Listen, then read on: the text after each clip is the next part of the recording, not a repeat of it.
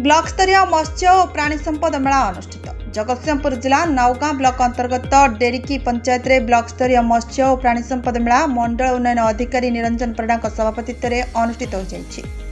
एथिरे मुख्य अतिथि भाव मान्यवर जगतसिंहपुर विधायक श्रीजुक्त अमरेन्द्र दास जोगदे आगरू अनुष्ठित होउथिबा जिला स्तरीय मेला ग्रामांचल चाषी माने बहु संख्यार अंशग्रहण करिपारु एही मेला को राज्य सरकार ब्लॉक स्तर रे करी सरकार माछ चाष पई नुआ पोखरी कुकुड़ा चाष जैविक पद्धति रे संखन माछ चाष प्राणी पालन योजना संबंधी सरकार मुख्यमंत्री कामधेनु योजना संपर्क में विस्तृत सूचना प्रदान करथिले।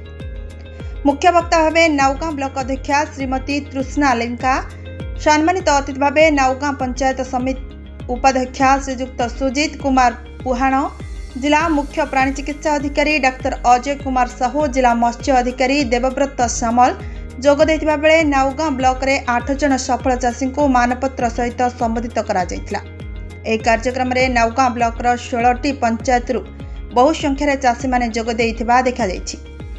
जगतसिंहपुर पुनाबारिकंक रिपोर्ट, हर्षिका मीडिया।